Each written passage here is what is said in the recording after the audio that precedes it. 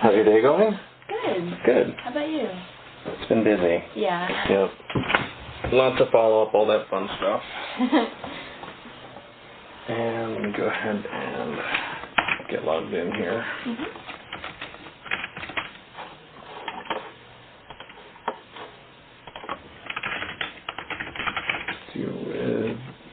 Spell your first name for me.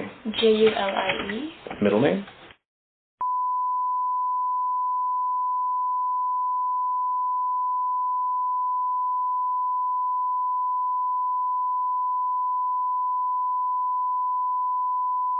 Excellent. And then your address and is that still accurate?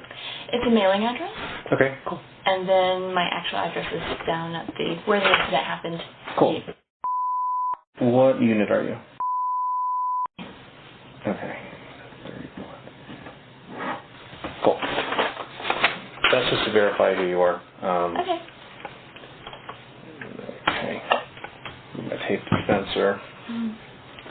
Do you have any questions for me before we start? Again, this interview is all voluntary. You can walk out at any time. Exit signs are clearly labeled. If you have to take a break, use the bathroom. Facilities are right over there. Okay. So. I'm good. Okay.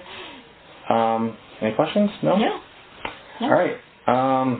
So I'll start with what the questions I'm going to ask, and then feel free to fill in, interrupt me. Okay. This is your time. Okay. How long have you lived at the park there? About a year and a half. Year and a half? Mm-hmm. So, do you know the person who lives next to you? The person, like the unit next to me, unit,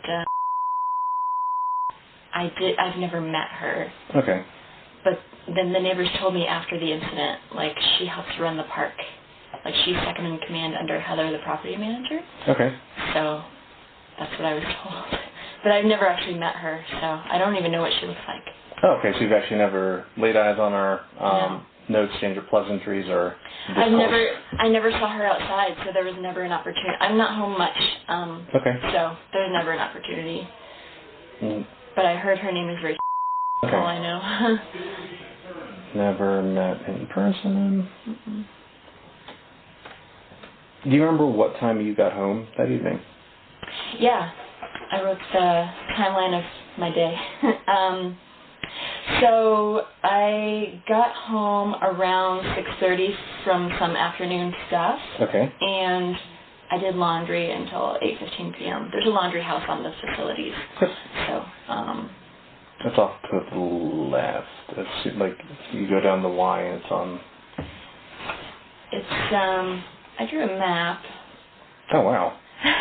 What do you do for work? I'm very detailed.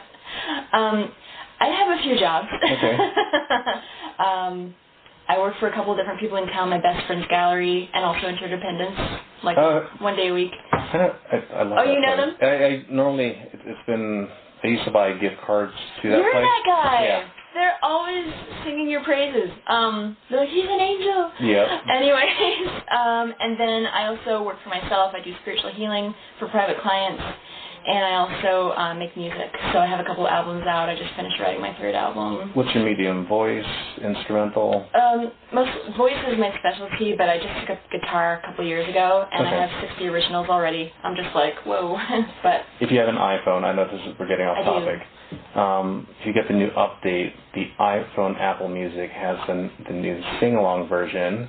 So, like, you get any song that you play on there, you can actually mute the voices, but the melody and harmony. Yeah, pretty much. And I was jamming out this morning on my way to work. It's like, oh, I got a new update. Yes. So, I think I sing well in my car.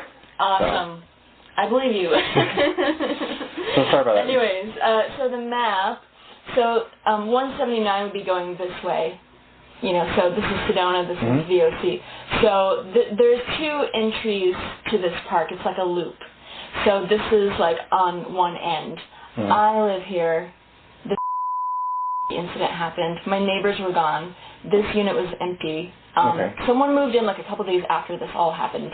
This is where the police parked. I directed them where to go. And then I was listening under that window to everything. So you were outside? I eventually did go outside. Because you're doing laundry going back and forth. Well, I was going back and forth, but I didn't really piece anything together till, like, later, because my 911 call was at 10:24 p.m. So the dogs over here, they anxiety bark. However, it had been going on so long, and this intermittent banging, which I could hear from inside my place, kept happening, and I'm pretty sure it was over an hour at least. Okay. Which means he was taking a break and coming back, taking a break and coming back. Loud. And I don't think he had plans to stop, but that's my opinion. No, your opinion's valid, so I'm not going to tell you you're wrong, I'm not going to tell you you're right, so. Thanks. Yeah. Yeah. So loud banging for over an hour. Yeah. During the course of the loud banging, can you describe to me what that sounded like to you?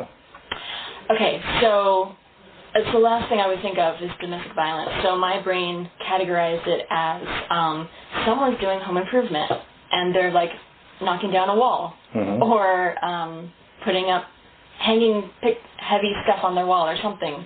It was just so loud, and it just kept going on. So, and I even wrote this in my notes, but what I initially thought was, oh my gosh, someone must have moved into Unit 30.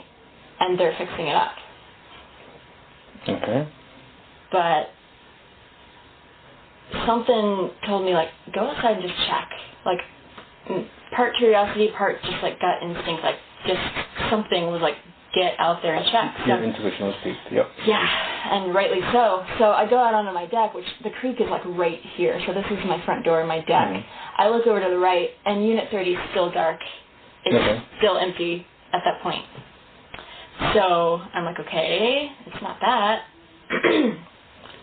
So I go to, this is a fence, my walkway's here, and so I'm standing right here, like, looking around. So now I can see the entire parking lot, all the units, and I'm like, okay, I have to figure out where this loud banging is coming from, and immediately I can tell it's coming from, this whole unit is shaking, like vibrating with, you know, so when you're saying pounding. When you're saying vibrating, what can you visually see? It wasn't a visual, it was auditory. Like, I could just hear the whole unit just, you know, they've got such thin walls, and like they're just really old units. Like, I'm in a cottage, but all these other places are trailers. Okay. So, but I'm in a duplex. I share a wall with my neighbors. So their dogs were going crazy. They weren't home, so their dogs were just like 31B. Yeah. Home. Yeah. Okay, so you come out through the deck, you walk through the walkway.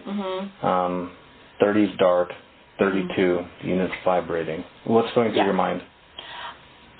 In my mind, I'm like, okay, I have to like get closer, because now I'm hearing like muffled voices coming from inside, and I can't decipher yet what it is.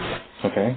So I'm like, okay, I have to like get nosy, you know. Okay. And like, yeah, because you know, when I moved out here 11 years ago, I was leaving a guy. It didn't get to that point, but it was heading in that direction. I left before. So it was almost like that could have been me, and something in me was like, I have to check, because if there's any chance someone's being hurt in there, like, you know, it's, yeah. So I crouched down under these, there's two large windows here. There was no light coming from inside under these windows, and the blinds were closed. So I couldn't see anything. Blinds closed, and dark, or like light peeking through, or blacked out? Completely dark. Like there was no light coming through. But if I backed up a little bit, I could see light where the front door was. There's a tiny little window there. I could see light over there, but not from these windows. So I don't know if they had curtains or if it was just the room there was dark. I'm not sure. Okay. I've never been inside that unit.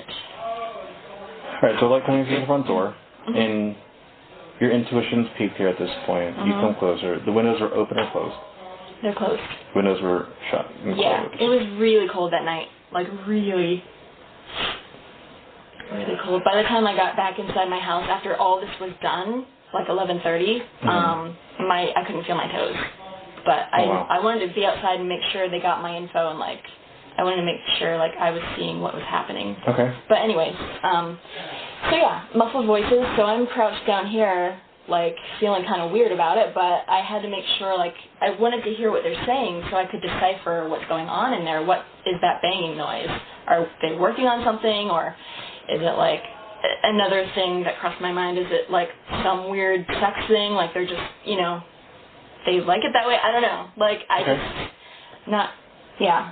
So, but if there was like a 1% chance that something else is happening, then, you know, I had to check. So yeah, I wrote down all the things I heard, which got pretty disturbing. But, yeah, so I only heard two voices. So there's a dominant male. When you say dominant, what does that mean to you? It means he was the one in control of the situation. He had the power. Okay. So when you say he had the power, I'm not trying to place words in your mouth. Yeah. My question is, his voice was it louder than the other person in the room, or was it dominant in the sense of commanding? Commanding. Yeah, okay. Commanding. And he didn't. This male voice did it sound timid? No. Weak in any sort of way? No. But present and commanding is how... Commanding. Okay. Perhaps not in his right mind. Like, I wonder, like, has there been alcohol or drugs at play here? Okay. It just crossed my mind as a possibility. I sense energy. I do the healing stuff, and to me, it felt like someone who's not really in their body and something else darker has taken over. Like, that's what it felt like to me. Okay. I've dealt with that kind of energy before, so... So, you would say a dark presence? Yeah. Okay. Dark presence or energy. Yeah. Alright. So, when you heard this male voice, was it muffled in any way? It was muffled in the sense that I'm outside and they're inside. Okay. It almost felt like it could have been slurred, but because I was outside, it was so hard to tell, you know? Muffled due to walls. But I did hear one statement very clearly. Okay. It was, "You're going to take it." Is it you're or you are? You are going to take it or you're going to take it? The contracted verb? Like the contracted, yeah. Okay. You're going to take it, yeah. Do you know what that male was referencing? I didn't initially know, and that's why I wanted to keep listening. Okay. Because I thought that could be something sexual. That could be some sort of role play thing. I just didn't know. Okay. You know. And was it exclamatory? Was it a statement of fact? It's like a statement of fact. Like, I'm in control, and you're gonna like. So if I were to replicate it, you're gonna take it. Yeah. Like that, or is it? You're gonna take it. No, it was like very calm. Okay. Yeah. So. It didn't strike me as a moment of like, just a moment of lapse of judgment, like passion, like, oh, you've upset me, I gotta hit you. Like, it wasn't like that. It was like methodical, very, like, I wrote it. His voice was eerily calm, angry, and menacing all at once. The very disturbing contrast is something out of a torture chamber, the domineering power role versus the pleading, cracking voice victim, exuding drained energy, exhausted, and begging from a place of deep suffering. You're definitely a lyricist too, I can tell. Thank you. Yeah. Yeah, I have a book published too. But, yeah. So what I heard from the victim, which I initially assumed to be an adolescent male because of the medium vocal register and the voice was cracking a lot. Okay. And that just, in my brain, just automatically, like, assumed or, like, projected that image of, like, some poor young kid who got himself in too deep with some adult. You know what I mean? Mm-hmm. But turns out it was a woman. But, on the 911 call, that's what I said, like, oh, I think it's an adolescent male. But anyways, I heard, you got my face too much, which told me it's not the first time. Okay. Like, if I'm saying, oh, you got my face too much, it's almost like, oh, it's okay that you're hitting me, but just not the face. I don't want anyone to know in my everyday life. You know, that kind of feeling. Let's see. So, yeah, and let's see. Oh, yeah, here I wrote what she said. Please stop. Somebody help. No. Please get off of me. Please stop. More like just moaning, like just agony moaning. Like, I'm just like, am I listening to someone dying right now? Like, that's when I knew I had to call 911. I'm just like, oh my gosh, this isn't like a game. This is real. When the second voice that you heard, how clear was it to you? It was extremely clear. I could hear her, like, very clearly.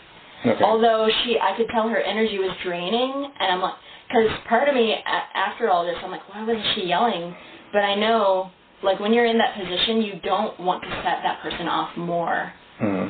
And also, if this had been going on for over an hour, like I think it was, I mean, if you're being hit that hard over and over time, like, your energy is just going to be, like, draining out of you. You know, you're not going to have the lung capacity even when you're in that much pain. It's a traumatic thing, and the lung capacity just goes, you know. So understandably so. So part of me is like, oh, why isn't she yelling? Like, I maybe would have put all this together sooner, but at the same time, like, I could see where, like, if I was just a few feet away, I was right under the window, so I could hear her very clearly, but just a few feet away, I might not have picked that up. So if this is where you're standing at the window, and no, you can't see inside the home, right? Where do you think it was taking place at? I mean, I felt like she must be on the floor somewhere.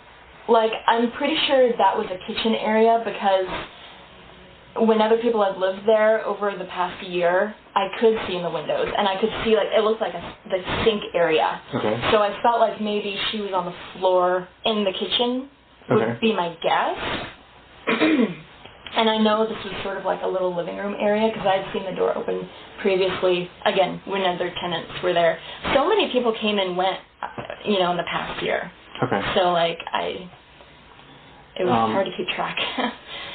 I'm going to ask you a question, and it may be uncomfortable, but it's just so I can understand your point of view and perspective. Yeah. You had inferred at 2 instances and statements where you said that you had experienced, it sounded like domestic violence. Yeah. Okay. I'm not trying to put words in your mouth. So, based upon what you've experienced, based upon the treatment, therapy, and healing that you've gone through, looking at everything now, in totality, what do you think the situation is? Without any outside influence from what people have told you. Okay. I think she had a live-in guy who maybe came around once in a while. I'm not sure. I mean, I don't know. But I would say, if I had to do like a character analysis, I'd say she has extremely low self-worth, and he's the kind of guy who looks for that because he needs to feel power, and this is a way for him to get that. And I would also say he has zero compassion for himself or others, because someone who had that wouldn't treat anybody that way ever, even if they had had too much to drink or whatever. But but yeah, the situation, I would just say, like, it went too far. Obviously, I think substances were most likely involved. Okay. And judgment was not at the top of the priority list. And it might also be that she said something to set him off. Okay. And it could have been like something totally innocent, because I've been in that situation before where it's something totally innocent, the person just snaps, and then you're like, oh. It's like walking on eggshells. And I get the feeling like he would have been that kind of person So now that I've said that, I will add that when these neighbors came home, they came home around 11ish, and the cops were still there, so they parked up here. Okay. But they came down, and I told them, hey, this is what's going on, and it's a couple, male, female, and the male said, oh my gosh, whenever that guy has been outside, he's glared at me. So I know he's a territorial guy. You know, he wants other people to know, like, hey, I've got power, and you better not mess with me. So the people who a male-female couple? Yeah. And they're like, oh my God, is she part of this? And I was like, I don't know. I didn't see who it is. So the male said that the other person who's also male glared at him. Would glare whenever he would see him outside, which makes me think he must have lived there for some time. Maybe. I don't know. Okay. But, yeah, but he would glare at him, like, in a menacing way, like, you know, don't mess with me kind of a thing, or I don't know. But again, it's that domineering demeanor. It just seems like it's not just with her, it's with anyone who might cross him, or like he's already on the defensive before. I mean, these are nice people, you know, they're like super nice and sweet. So have they ever talked to you about or the other person? Nope. I mean, I know you said you're not really home that often, but nothing in passing. No. Okay.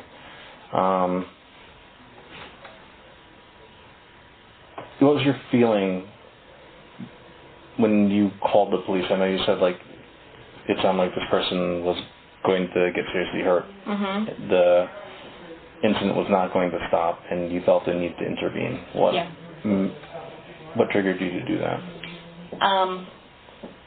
When she was like, stop, please get off me, and I realized it wasn't just a game, and the banging was so loud. I'm like, oh my God, someone's actually getting hurt in there. Like, I could just feel it. So I ran, because my phone was inside still, so I just ran and, like, dialed 911 immediately. Once I was done with the 911 call inside, I ran back out and listened. I mean, some of this was, like, before, some of it was after, you know. Okay. But I kept listening, because the thing is, the operator, she didn't say help is on the way. She said call us if anything changes. She also asked if there's any weapons, which I didn't know. Okay. But she said just call us if anything changes. So I'm like, oh, okay. I hang up, and then I'm like, wait, are they coming? Like, so I didn't even know. So I went outside to listen for changes, and also to, like, make sure someone's going to show up, because I was going to call again if they didn't. And that's when I just kept hearing more and more stuff, and I'm like, oh my God, I'm so glad, like, I called, and I'm hoping they're on the way. I was about to call again, but then I heard the sirens. I'm like, okay, thank God, like, they're here. If I'm going to throw a word at you, tell me what it means to you. Consensual. Or consent. Either form of it. Yeah, I mean, consent means that both people have a pre-agreed goal of what they would like to experience together mutually, and they should probably, like, map that out a little bit before they start doing anything. So, Yeah. Neither right nor wrong. I mean, that's not a judgment, but so I understand your mindset of what consent is. Based upon how you explained it and what you experienced, what you heard, and what you could have possibly seen. Did that seem consensual in any way? No. And why is that? Because of the words of the victim. Okay. Like, if it were consensual, I don't know that the victim would just be like, please, someone help me. Like, I could see how if they started out, like, having it be a game and then it went too far. I don't know, though. Like, you know, that's beyond my scope of knowledge. But, like, yeah, when I think of consensual role-playing, I wouldn't think of, like, someone begging for their life. And that was validated by the female cop in car number 2. When everything was done, she came out and said the victim was so relieved that someone heard this and called. And I was like, okay, so now I know. it wasn't consensual, at least what I was hearing. Yeah, so, I mean, I could just, the energy is just draining from her voice. I could just feel and hear, like, the agony, and I'm just like, that's not, it's not something that she agreed to, basically. Okay. It's not something that she's okay with, based on what she was saying, and the feeling behind it, I could just feel it was not okay. So your perception of everything that happened that evening. So I'm going to go back to your series of events, what you were going through. You said you came home with doing laundry, going back and forth. Were you under the influence of anything at all? Mm-mm. Okay. I even wrote that down because I knew that would come up. I don't drink or do drugs or anything. Not even prescriptions. I don't even do caffeine. There's nothing wrong with that. Yeah, it just gives me heart palpitations. But, yeah, so I was completely sober, completely conscious, yeah. Okay. Yeah. And you were present, you're mentally present, you were physically present, and that sort of thing. So you weren't thinking about something else during that time. Your focus was laundry, getting your life all situated for home and getting ready for bed, I'm guessing, and then... Yeah, well, I was going to drown out all that noise by getting lost in, like, a YouTube video or something, you know? Okay. But something in me was like, no, you have to check this out. Okay. And I'm glad I did, because no one else did. Has anything like this happened before that you've heard of? No, and I've never felt unsafe down here. You know, it's not really my desired kind of neighborhood. It's kind of ratty looking, but I've never felt unsafe until that. So the fact that the cops could come and, like, take care of the problem immediately, I was really happy about that. At the same time, I was like, ooh, should I take this as a hint to just go ahead and move? Like, I've only been there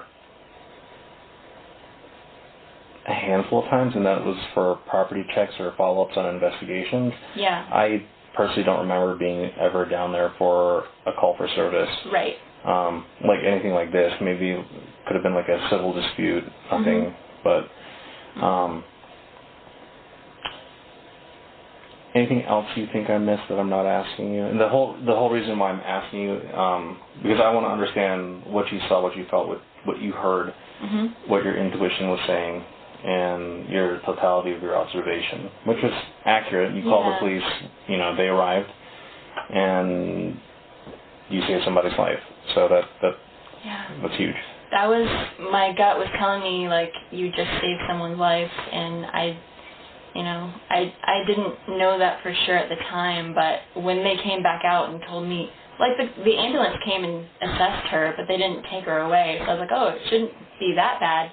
But when the cops came out and the female cop was like, yeah, it's pretty bad, physically, I was like, oh, you know.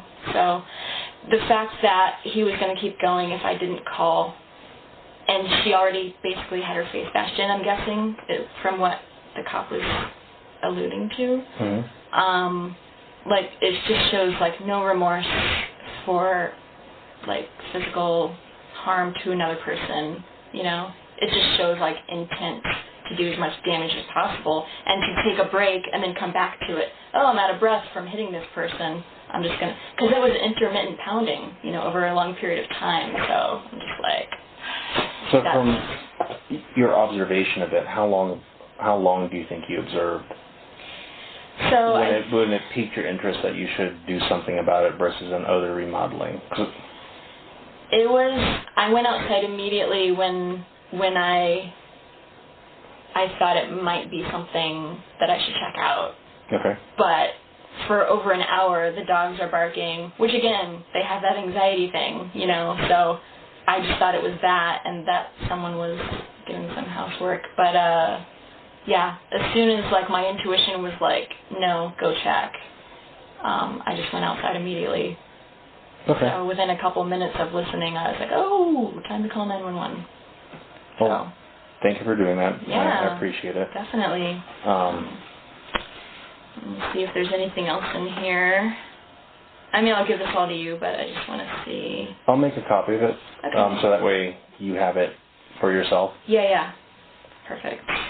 Yeah. Yeah, I think that pretty much covers most of everything. But anyway, yeah, there's a few pages there. Could you do me a favor? Can you initial somewhere on each page so that it's identifying that it's yours?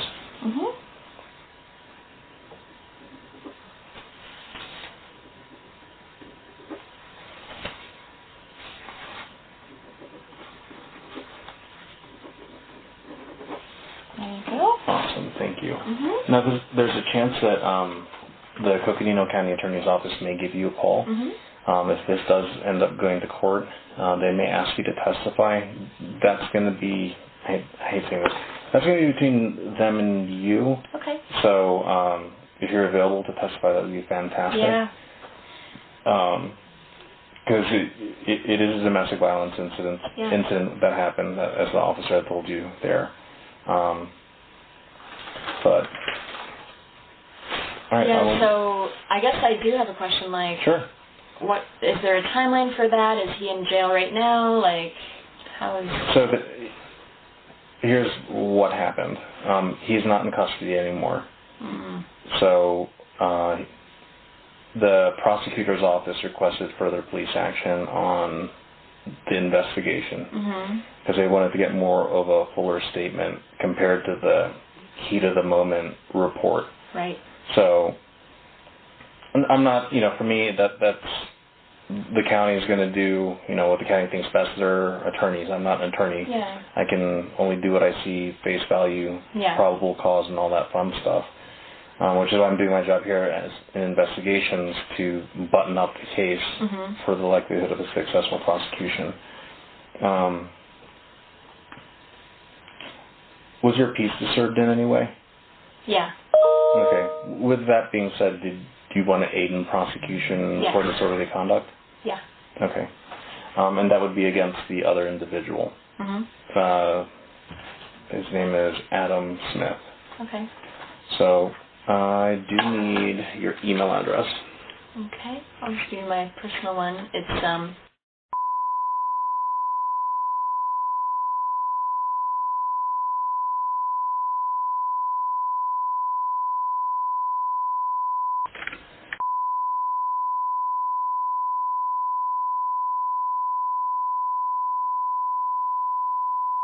Okay, we'll aid in. Oh.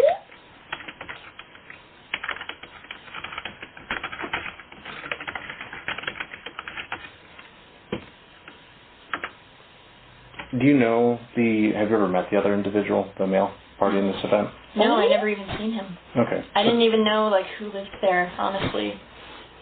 Got it. Well, when was the last time you were home? Last time I was home recently? Or, today, or? Were you home today? Yeah, I left at, 8:45 to come here. Okay, 8:45. Was his vehicle still there? I honestly don't know which vehicle is his. They said the Mercedes that's parked out front of the unit is registered to her. Okay. And that I have not seen that leave. I have not seen anyone come or go from the unit since all this happened. Okay. So I still haven't ever met her. All right. Yeah. And the female cop said, oh, she could use some comfort. Maybe you should go over there. And I'm like, I just wanted to go home and I couldn't even get to sleep until after 3. Yeah, I mean, number one, domestic violence is traumatic. Yeah. And it lingers and lasts even years down the line because there are moments where you can have a triggering moment where the way something smells, the way something looks, a texture will set off a memory. Yeah. So, she is in touch with a domestic violence advocate from Coconino County, so she does have those resources if, again, chooses to utilize them. Right. That's the biggest thing is choice. But I appreciate you making time in your day because I know you are busy to come out here and give a statement. What I'll do is I'll make a photocopy of this and then I'll hand you back the originals. And I will also give you my card. My email address is on here too, so if there's anything else you think I missed or you may have not written down in your notes here, feel free to send it via email. Okay. Okay? Great. Thank you. Of course. let me... I'll walk you out this way. Okay. Yeah, we're going to hang it up at some point. We just have to figure out where it's at.